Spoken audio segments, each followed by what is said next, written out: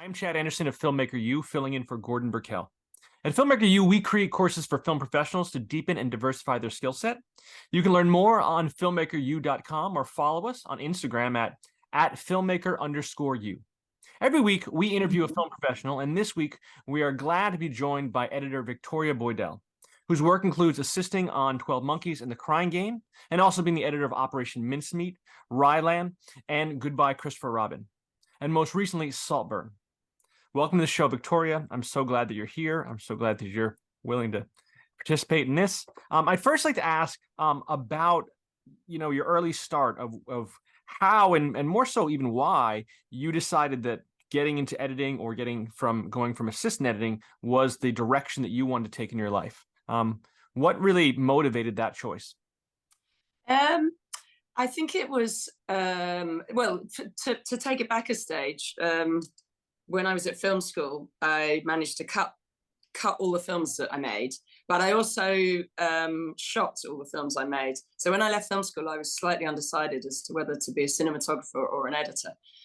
And despite being at college right in the heart, kind of near Soho, we were a bit in the dark about how to get into the industry. I'm not sure we're very well kind of prepped, or maybe I just lacked initiative.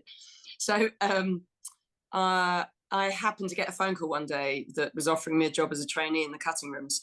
And I thought, well, I'll start there, I'll do that. And then I'll make my decision about whether I'm going to work in the cutting rooms or cinematography. And of course, like one thing leads to another. You work in a sociable place, and then someone grabs you from your room and goes, oh, when are you finished? We've got another film, blah, blah, blah.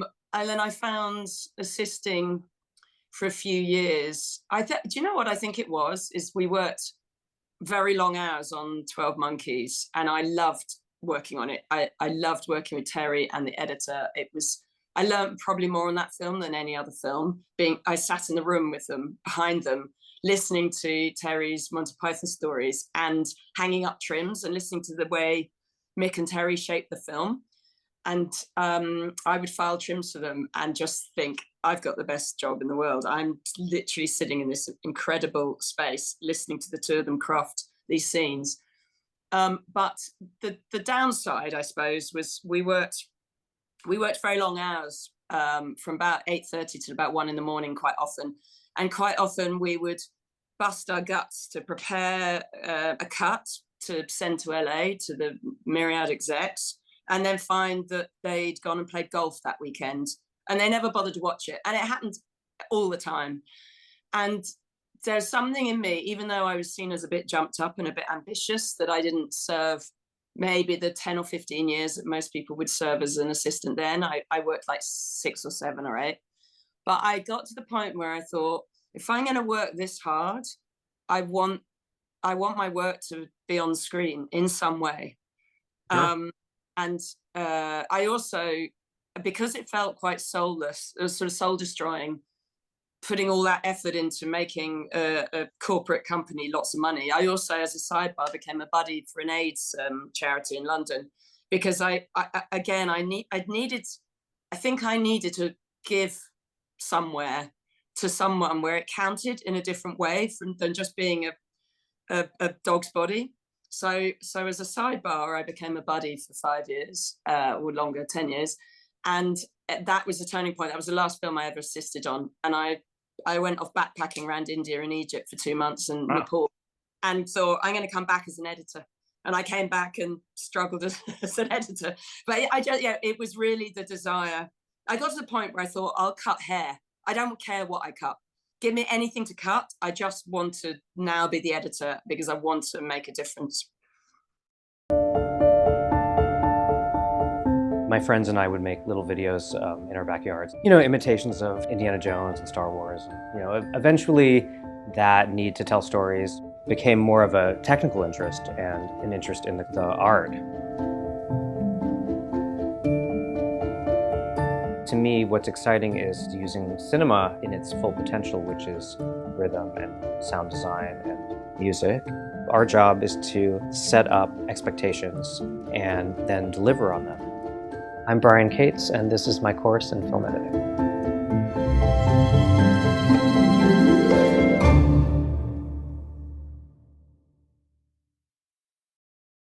yeah, you reach that point where you realize that, you know, the creative work that's in your head, you want people to see, or whatever it may be. Absolutely, totally understand that. In terms of that, on a film like Saltburn, getting to work with Emerald Fennell, what was that experience like? Because you know, having seen Promising Young Woman and that work, it must have been pretty exciting to do. Yeah, I mean, when my agent told me that Emerald's second script had fallen into her lap, I mean, I have never wanted a film so much. That was I had to get that film at all costs, and my agent said it's a long shot. She's meeting everyone in London, and I was like, yeah, she's never going to look twice at me. I mean, I haven't got a hope in hell. I was told you'll meet her for like 20 minutes on Zoom, in or out. She's meeting everyone, and yeah, I don't know. I mean, I don't know quite how. Yeah, we just found a good communication, and we spoke for about an hour 45 minutes about everything, about the script for quite a long time. She was really fantastic to work with. I mean, I don't know how Emerald presents to other people. I think she presents to most people as very charismatic, very funny, and very bright. She's all those things, and kind of more so when you're in a room with her. You know, having the pleasure of sitting in a room. She lay on the sofa behind me for 9 months or something. I don't know how long, and we created. I think, I don't know what she would say, but I think we created a very safe space that no idea was too stupid or wacky or studenty or ridiculous to suggest and try. And she, maybe because she has Final Cut, she's very unprecious about if she didn't come back into the room for the last day and a half and I did a ton of notes or tried a ton of things that she never got a chance to see before we put up for the next test screening or the next exec screening, she didn't turn around afterwards and go, what the fuck, I didn't get to see that. You were like, wow, that was terrible. We would just assess each screening and go, that worked, let's put that back, that was good, that's halfway there, but we need to do this. No, it never mattered. We were always working towards a final film, and it never mattered the bumps and the forwards and backwards that we went through along the way. Sure. It was like, I mean, one of my favorite activities is walking and talking, and I felt like we sort of, the walk was the journey of the film and the talk was the conversation, and it felt like we walked and talked our way from an assembly, a very loose, very long, baggy assembly with no music on at all, because she doesn't like to listen to music at the assembly, to a fine cut locked film that we're really proud of. So I thank her for walking and talking with me for 9 months. Yeah, that really is a sign of a, you know, an open-minded director, is that idea that, you know, creative ideas are experiments, and sometimes you break things, and sometimes you make things that are better ideas that the director didn't think of, and having that open-mindedness to, you know, say, hey, you throw me an idea and see how it works, see whether it works out. She kept apologizing to me, saying, Victoria, I'm so sorry, I'm a megalomaniac. And I go, well, you know, you can take that two ways. Somebody saying, I'm sorry, I'm a megalomaniac is a warning more than an apology at the beginning of a process, or as much as an apology. But actually, I kept saying to her, well, you are, in the sense that you know, we were, every inch of the process she has her hands on, you know, whether it's the cinematography, the music, the design, everything. But she's not, in the sense that she's fantastic to collaborate with. She could leave me for 3 days and I'll say, you know, like with the in Oxford, there's a sort of montage when Felix and Oliver are getting to know each other. Sure. And it was actually 5 or 6 dialogue scenes together, and it meant it took too long to get to Saltburn, and it didn't quite have the tone of their burgeoning relationship. And so I was like, oh, I've got an idea, but leave me with it. I never like to tell directors what my ideas are, because then they intellectualize why they don't like it before they see it. And so, you know, stuff like that. She's like, okay, great, great, great, great, great. And now let's add to it. So that's why it was so creative and productive, is I would come up with an idea and she'd build on it, or she would come up with an idea and I would build on it.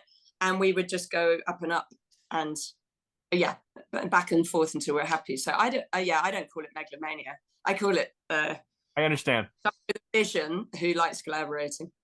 So in terms of a film like this, you have a number of kind of ideas or themes, whether some of it's comedic, some of it's, you know, gut-wrenching, some of it's dramatic and scary a little bit. What is your what kind of emotion did you want to get from the scenes in Saltburn?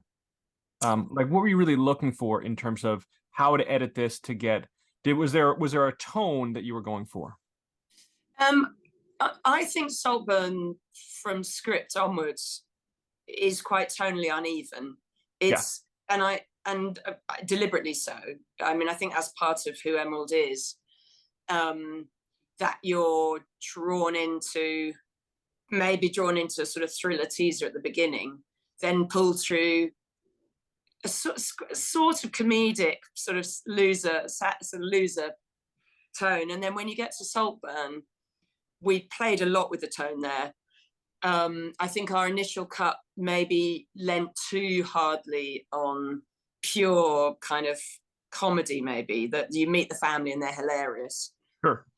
We then tried to tread a slightly more sort of segue into it a bit, so that when Oliver arrives at the house, meets Duncan, that the tone is a little like, it could be comedy horror, that there's something quite scary about the house. Awesome in a scary way, Duncan's quite scary, and the family hopefully come across as quite grotesquely funny, not just purely funny. And then we worked quite hard at the tonal shift after Felix is found in the maze. I think some people felt that tonally, again, it had another quite abrupt turn, that it was quite melancholy and emotional and mournful. So we worked quite hard. We did probably most of our trims in some ways are from Felix's discovery of Felix's body through to the end. And we tried a few techniques to keep a certain gallows humor, levity up. And partly that was the pace of cutting around the wonderful shepherd's pie scene in the red room. And some of that was things like when Venetia's found in the bath, we had tried some sort of operatic music, but again, it was quite similar to the grave music and funerals, Felix's funeral music. So we decided to try something a little bit more out there, with pure silence, shorter cuts, and Duncan rather preposterously holding the kind of umbrellas out gallantly in the rain, yet again on a bridge. And I think we were broadly happy that we'd managed to change the tone enough that you know you're entering the third act, but also keep up a certain consistency of levity and gallows humor, that there's a deliberate cheekiness there. You're allowed to laugh. You're allowed to laugh when the police can't get their way out of the maze. That's okay to be funny. Yeah, it plays a really fine line of like, how should I feel at this moment? Yeah, that you kind of weave very closely to the edge there.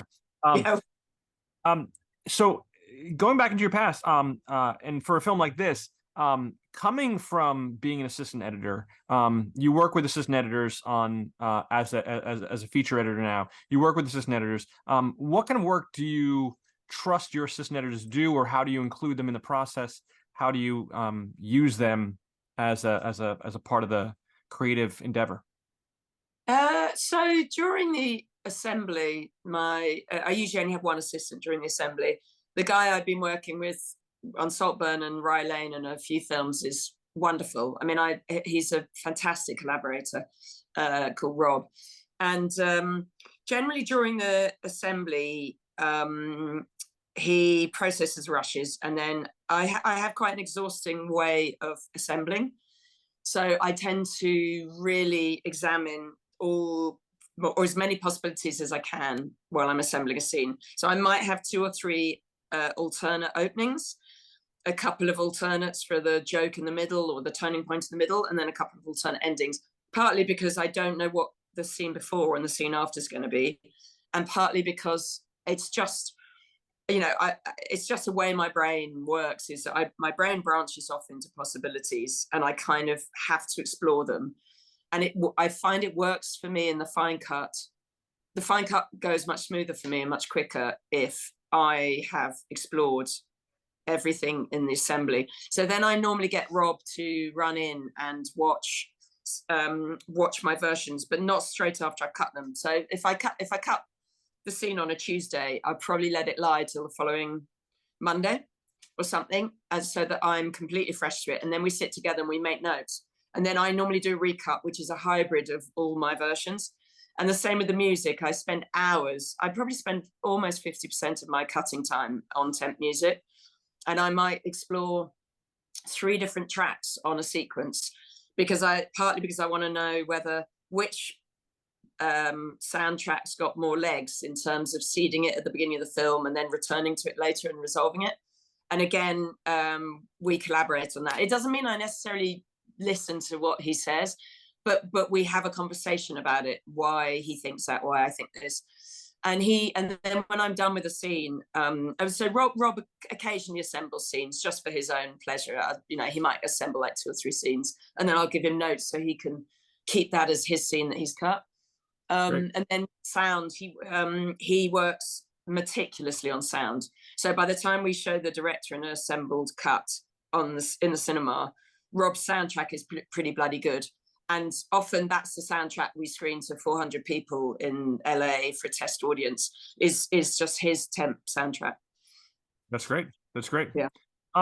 How far, because you've talked a little bit about you're working on this and reworking this and having different versions of different ideas that you're approaching and playing with the ideas.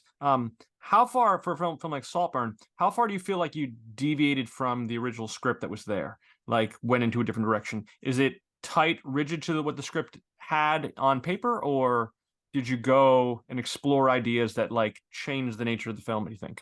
Do you mean while I'm assembling, or do you mean by the time we finished fine cutting? The time you finished, really. Yeah. So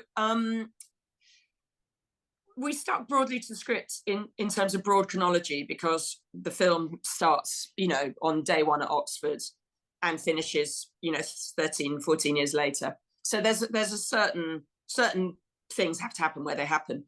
But we really played with passage of time and where to create montages. You know, we tried various montages and then moved them around. Where did we want to hang out with them in Saltburn and feel the summer days?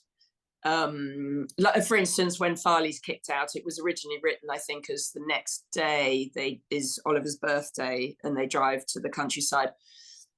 But we felt that we needed to have a few more days of summer.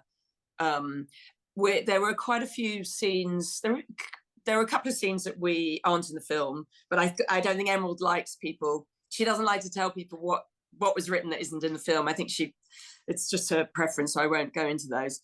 But there were a few beats. For instance, we created a second masturbation scene where Oliver is listening to Felix and tries the door handle and tries to get in. That was scenes shot somewhere completely different. That was actually shot after they come back from the parents, when Felix has tried to kick him out, and it's for somewhere completely different. We just changed the color of his shirt and added masturbation sounds and just changed it, revoiced it, and we found quite often any shots that we loved but that were shot for somewhere else, we sort of repurposed. So when we finished the summer montage, MGMT montage, where they're playing tennis and drinking champagne, and Oliver's looking out at the maze and Duncan scares him, that was actually shot for the day he arrived at Saltburn, and he's cut his face shaving. So we removed the shaving cut and repurposed it for there, because we we felt that it took too much time on day one. When he arrived in Saltburn, it felt like almost its own act, day one. And then suddenly we're galloping through to the end of the summer. And we wanted, we wanted to move things around so that things start to darken a bit. And we didn't gear change too quickly from fun comedy to vampiric fingering Venetia kind of thing. But we're trying to tread a little more slowly into that territory. I understand. Do you have a favorite thing that you like to edit in terms of content wise, whether it be action or comedy, or the drama or the romance of it? Is there something that you're more excited about when you know you're going to get to it? That's a good question. I mean, I do quite enjoy action, although when I look at a big action movie that's all action, I kind of think that maybe I would tire of cutting multiple extended action scenes. I love working with pictures and music, so I do love montages. I get really excited about collapsing scenes into montages and creating montages where there weren't any. I think I get really excited about that. But also, a really well crafted dialogue scene can be great. So sometimes when you've got a script that's very dialogue heavy, it can be quite tiring to try and find new and interesting ways to cut, dialogue scene after dialogue scene after dialogue scene. Yeah. Despite my chattiness, I quite like films that don't have all that much dialogue in. That's quite all right. That's great. Mind you, Saltburn has a lot of dialogue in, and I absolutely loved it. So fantastic. So you've also cut episodic TV. Yeah. You cut the first 2 episodes of Luther. You cut a lot more other TV there. What do you feel like are the differences between doing a feature versus doing TV? I'm always interested to people's thoughts about that. So I think TV's changed a lot. I don't know about in the States, but in the UK, I think TV's changed quite a lot. And I think we've probably adopted a more American style of cutting TV in the last 10 or 15 years. So when I started out, what I loved about cutting TV was a freshness, that you were generally in and out quite quickly, so that you didn't get too bogged down with Groundhog Day. You didn't spend a year kind of looking at it, going over and over and over, having your nose rubbed in the bits that didn't work. You tended to be finished with it sooner.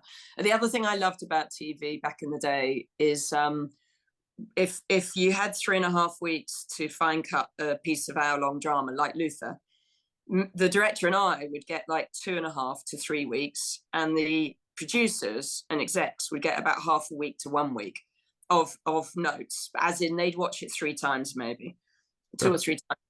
It feels to me, but you might correct me because I haven't cut TV for a couple of years. It feels to me now that it's the other way around, that the director sits with the editor for a couple of days and the executives watch it and rewatch it endlessly over weeks. And a lot of editors I speak to now don't get to craft, like I did Luther block 1. They don't. A lot of editors say they don't get to craft their own block anymore. They're often spat out from at 1 to 4 to 3 to 6. Then they're all kicked off, and one editor kind of locks all of them. And the last time I helped out on episodic TV, we had to upload a cut every night. So every day, from getting in the morning to going home, we had to do an entire set of notes on a 1-hour drama and upload it. And I don't think there's much fun in that. To me, there's not much fun. So film, I think, has changed less. I think it's still a director's medium. You still have longer, maybe 2 weeks or 3 weeks or whatever between screenings. You and the director have a little more control in when you're ready to show it. And so now, sadly, I'd probably enjoy cutting film more, unless TV wants to change back again a bit. I used to have more control in cutting TV. My assembly was a very deep cut that didn't get changed too much because of the time involved, and the lack of producer involvement, and now it's all changed. So yeah, Very I'm interesting. loving film. A very interesting approach. Yeah, it's something to think about in terms of the changing nature of the medium. Also in the delivery, because of streaming and everything, I think there's something to be said for the way that, you know, we as viewers consume television might have some effect on that as well. Well, that's interesting. I mean, I mean, you've probably talked to editors who cut, you know, if you're cutting something where you leave on a cliffhanger, but people binge watch, do people leave on less of a cliffhanger now? I don't know. I mean, so the cliffhangers have to be different, you know, they're seasonal as opposed to individual episodes because of binge watching. So it is you know, yeah, it's crazy. Yeah, it is My crazy. last question that I want to ask is, do you have a guilty pleasure? Do you have something that you return to, you know, bring you a sense of calm after a long day, or something that you just enjoy that, you know, a little embarrassing maybe? Embarrassing, yeah. Well, I mean, my calm after a long day is probably more likely to be going for a walk in the dark around the block, around the neighborhoods, because I've watched TV all day at work. But comedy, I think comedy's a place I go to to let my brain be slightly tickled and slightly fall out at the same time. So there's I don't know if she's traveled across the waters, but there's a brilliant, very dark comedian called Julia Davis, who's done shows called Nighty Night, Sally Forever, Hunderby, and she is very risque and yeah, quite dark and quite risque.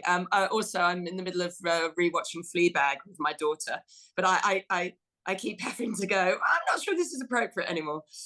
Since she's only 15. But yes, so comedy, dark comedy, and quite sexually dark comedy is probably where I go to let my brain fall out. Absolutely. Thank you very much. I really appreciate it. We really appreciate it here.